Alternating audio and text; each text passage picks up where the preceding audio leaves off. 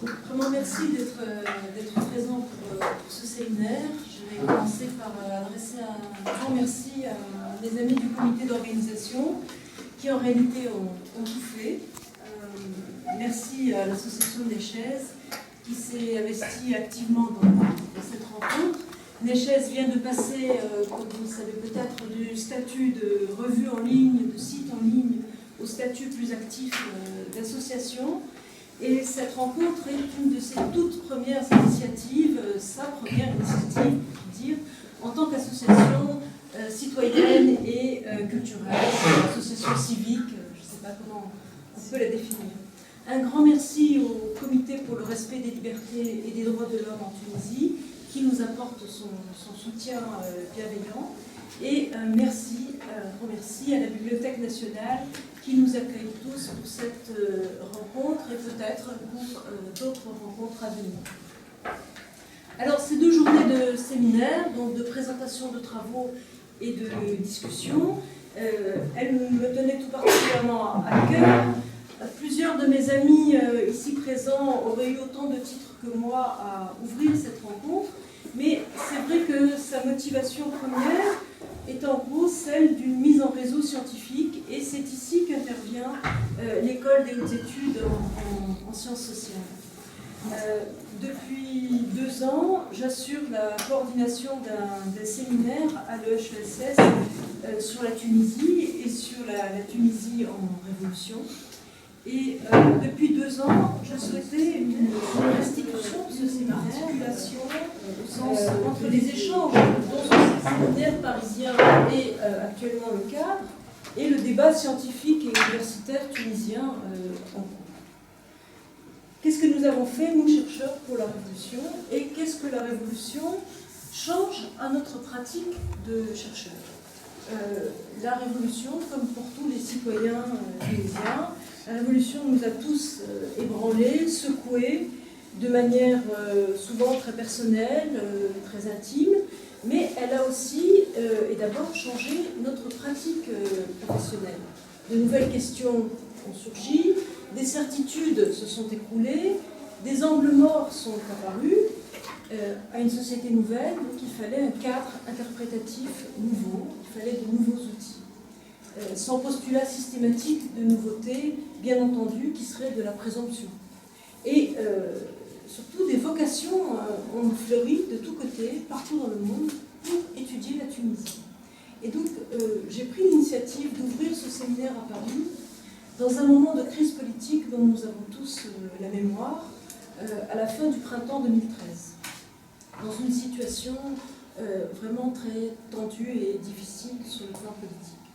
Bon, on fait tous ce qu'on sait faire, et ma contribution à la Révolution, d'une certaine façon, ça a été de créer un séminaire où on ne cesse de parler de la Révolution. J'ai utilisé donc le capital symbolique et scientifique de l'École des hautes études en sciences sociales et sa structure pédagogique pour rassembler, pour faire se connaître tous les chercheurs travaillant sur la Tunisie qui pouvaient être disponibles et qui étaient intéressés par ces échanges autour de la question de la Révolution. Je remercie vivement ceux d'entre eux qui sont présents aujourd'hui et qui ont activement participé à la réussite de ce séminaire, qui y ont participé en tant qu'intervenants, mais aussi en tant que participants, parce que sans public réactif et prêt au débat, il n'y a pas de séminaire possible. Et donc je vais mettre en circulation le programme de ces 2 années de séminaire pour l'information, en disant tout de suite qu'il y aura une 3e année, et en rappelant que tout cela s'est fait sur une base bénévole, sans budget. Donc merci à fortiori pour les intervenants. Et donc la moindre des choses, c'était de déplacer aussi ce séminaire à Tunis, parce que les chercheurs vont et viennent, les chercheurs circulent, mais la structure aussi devait se déplacer, devait circuler. Alors, qu'est-ce qui a changé depuis 4 ans dans notre pratique de chercheurs en sciences sociales? J'ai envie de dire, la première chose qui a changé, c'est nous. C'est nous, mais je ne vais pas m'avancer plus sur ce terrain qui nous renvoie, j'insiste, à notre histoire personnelle ou encore à une histoire familiale. C'est une question qui fait partie de la recherche aussi. Les sciences sociales, comme vous le savez, sont de plus en plus conscientes de cette réflexivité nécessaire. Mais non, le terrain sur lequel je voudrais me situer, c'est plutôt celui de notre positionnement professionnel et scientifique. Comment articuler la démarche des sciences sociales, qui est une démarche de distance, je ne dis pas de détachement, mais de distance, avec la pression d'événements, la pression du débat, et comment l'articuler avec l'engagement civique ou politique. Comment faire de la recherche dans des conditions si particulières de pression, sinon en intégrant cette pression elle-même et en la réfléchissant en quelque sorte. Alors, je me permets de revenir d'un mot rapide sur l'expérience de Neschez, parce qu'elle est aussi éclairante, elle est exemplaire dans une certaine mesure de ce trouble ou de cette difficulté. Neschez devait être une revue de réflexion sur la révolution, sur la Tunisie, dans le bouquet des revues qui ont fleuri à partir de 2011. Neschez, tout à la fois dans le reflet des débats en cours, des dissonances, d'où Neschez, et dans une distance évidemment construite et travaillée par rapport à l'événement. Or, ce positionnement, qui n'est donc pas un positionnement savant, refroidi par le travail académique et par la forme académique, mais qui n'est pas non plus journalistique, collant en temps réel à l'actualité, donc en prise sur l'instant, c'était un positionnement très difficile à tenir, surtout dans un moment où les choses vont très vite.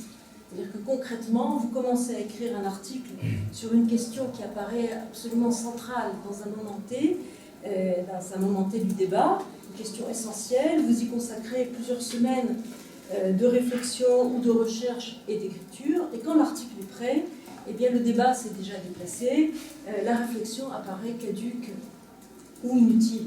On en a tous fait l'expérience, et c'est ce qui m'est arrivé par exemple en essayant d'écrire à chaud sur Amina et la question des Femmes. Le jour où l'article a été mis sur le site, la veille, Amina avait été libérée.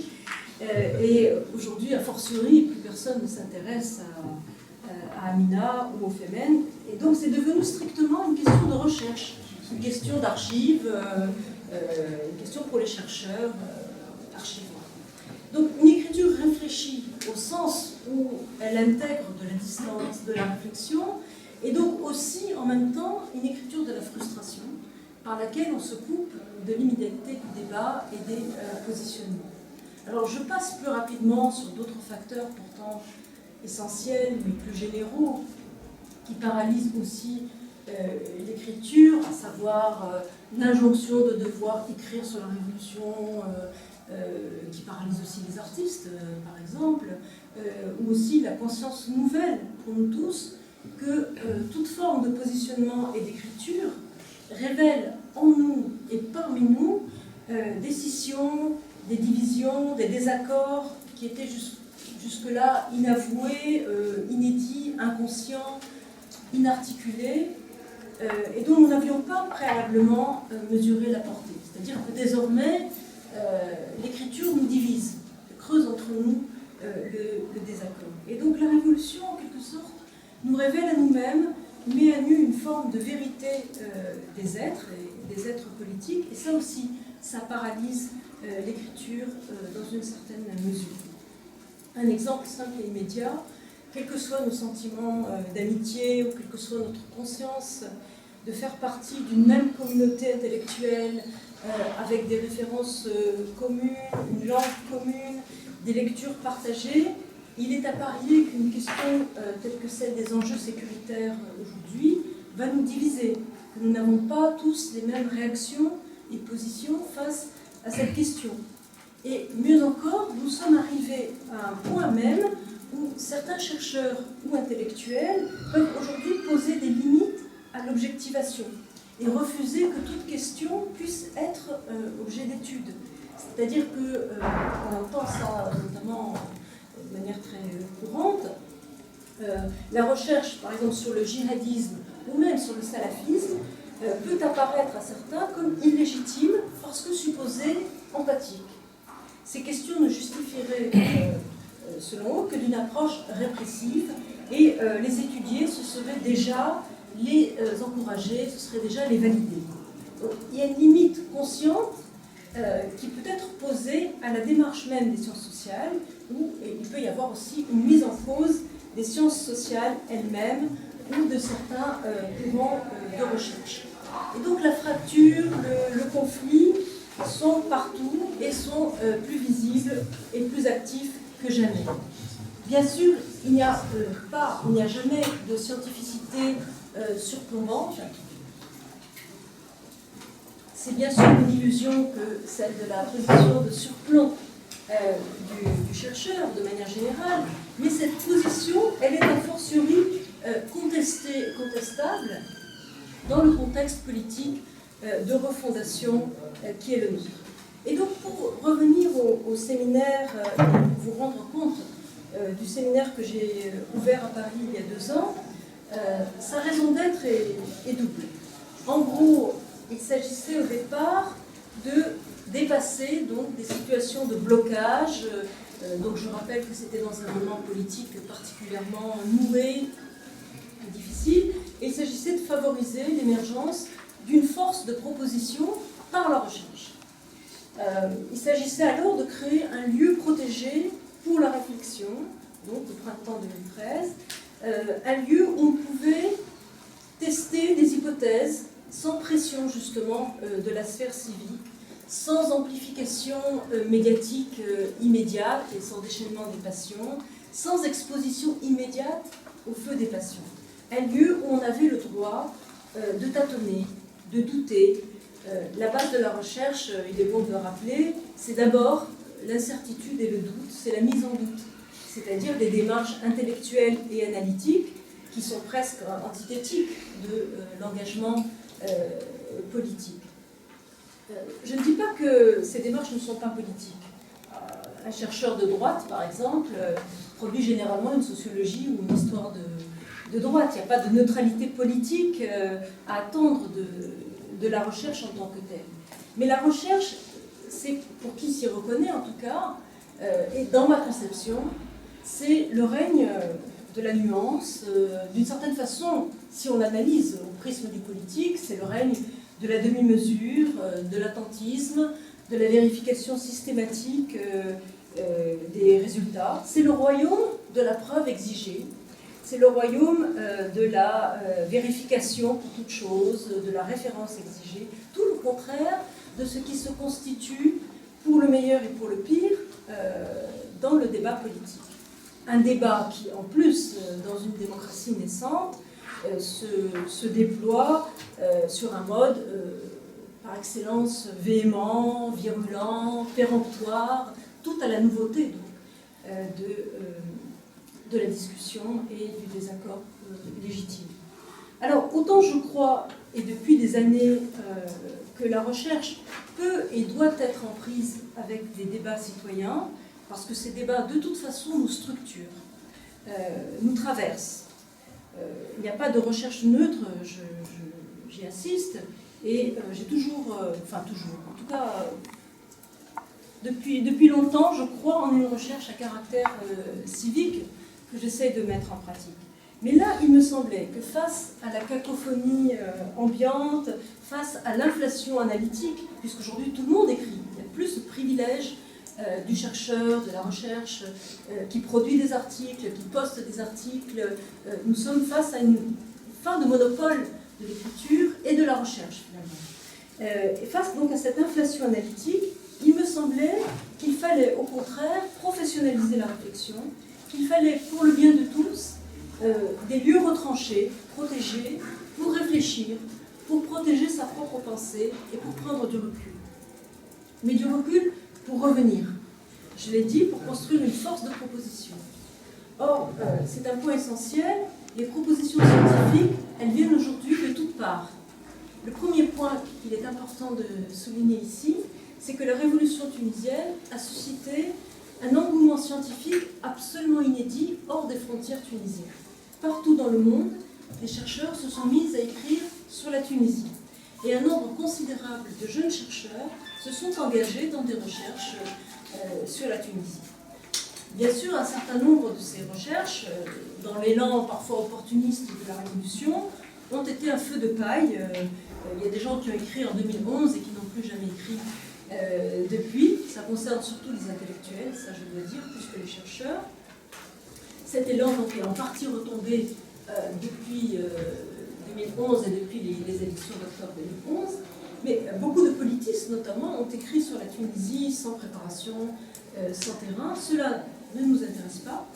Mais je découvre en permanence, depuis 2 ans, bientôt 3, des chercheurs pour qui, au contraire, la révolution tunisienne a été un événement déclencheur d'une vocation scientifique très profonde, très solide, qu'il s'agisse de chercheurs tunisiens d'origine tunisienne redécouvrant leur pays, réinvestissant leur pays depuis la France ou depuis le Canada, ou de chercheurs français, italiens, palestiniens, et nous n'avons pas fini d'en rencontrer. En tout cas, j'en rencontre continuellement. C'est pourquoi je pense continuer une 3e année le séminaire dont le programme devrait circuler. Sans budget, donc malheureusement. C'est comme ça, c'est le point. Ben voilà. Donc encore 25 séances à ajouter à ce petit programme. Donc sans budget, sans possibilité de financer des voyages, j'ai essayé de mettre en rapport, de mettre en réseau tous les chercheurs et chercheuses que je voyais passer, avec le principe de donner priorité à des chercheurs de terrain et à des terrains innovants. Et c'est tout cet ensemble de nouveaux rapports au terrain que reflète donc en priorité le séminaire de Paris. Du coup, il peut créer une illusion. On peut avoir l'impression, quand on regarde les titres des séances, qu'il y a finalement plus de recherches sur la révolution tunisienne inscrites en dehors de la Tunisie, dans des universités françaises ou anglaises ou belges, qu'en Tunisie même. On peut avoir l'impression aussi qu'il y a plus d'investissements scientifiques de terrain aussi par les chercheurs étrangers ou basés hors de Tunisie, ce qui peut susciter des interrogations ou des tensions. D'abord, des interrogations sur les thèmes émergents. Un exemple qui me paraît pertinent, pourquoi est-ce qu'il y a autant de jeunes chercheurs aujourd'hui qui ont envie de travailler et qui commencent à travailler sur l'art contemporain en Tunisie, bien plus comparativement que sur l'industrie textile. Quand on regarde les choses en tant que chercheur en sciences sociales, ça peut surprendre. Ou bien, et plus précisément, je dirais qu'ils sont intéressés par la question des femmes artistes dans l'art contemporain. Et donc, mettre en rapport les uns avec les autres ces chercheurs, ça les aide aussi à prendre du recul par rapport à leur choix, à leur investissement, tout en donnant de la cohérence justement à ce choix, tout en constituant un réseau des chercheurs sur l'art contemporain aujourd'hui en Tunisie. Je parle aussi de tensions possibles parce que les régions dites de l'intérieur voient passer sans doute plus de sociologues étrangers que tunisiens. C'est-à-dire j'ai déjà vu passer plusieurs chercheurs français qui ont enquêté à Algèbre, par exemple, qui travaillent concrètement aujourd'hui à Sidi Bouzid ou à Algèbre. Et de quel type d'enquête aussi on parle? Quelle relation de collaboration et de concurrence entre ces nouvelles générations de chercheurs sur la Tunisie qui tout d'un coup débarquent et les universitaires ou doctorants tunisiens qui les voient débarquer avec éventuellement plus de moyens et plus de facilité. Donc il faut poser aussi ces questions en termes de champ. Par moment, on a l'impression que l'universitaire qui vit en Tunisie, il vit la révolution. Un certain nombre d'entre nous, se sont d'ailleurs engagés en politique. L'universitaire subit le trouble ambiant où il agit donc à sa mesure. Il est dans l'action et la réaction. Alors que l'universitaire qui, depuis Paris ou Bruxelles, observe et va sur le terrain, il aurait finalement plus de facilité à travailler parce que, par le fait même, il y a plus de distance, il est moins traversé par l'affect, par les affects. Donc la distance géographique serait non pas un handicap, mais une manière de produire du recul. Bon, si nous sommes réunis aujourd'hui pour 2 jours, c'est justement pour éviter de tomber trop rapidement dans ces généralités ou ces généralités organisation, c'est pour réfléchir ensemble sur cette problématique justement de la distance et comment la produire, comment la construire, comment la déplacer aussi. Et nous sommes réunis également, bien sûr, pour faire un point sur des recherches de sciences sociales sur la Révolution, proprement dite, qui sont conduites en Tunisie et qui n'ont pas toujours une visibilité suffisante au dehors. Donc c'est aussi pour faire porter l'écho de ces recherches tunisiennes sur la Révolution que le présent séminaire est organisé, parce que je dirais que l'implication citoyenne conduit aussi à une forme de repli sur la sphère du débat tunisien, conduit à publier par exemple à Tunis, avec les effets que l'on connaît, du fait que les ouvrages édités en Tunisie ont peu de diffusion au dehors, sont difficilement vendus à l'extérieur, etc. Un point également tout à fait crucial pour moi, c'est que dans cette mise en commun des ressources, je n'oublie pas la place essentielle des étudiants, même débutants, des jeunes chercheurs, parce que leur questionnement nous aide toujours à faire un pas de côté, nous aide à déplacer le regard et la problématique.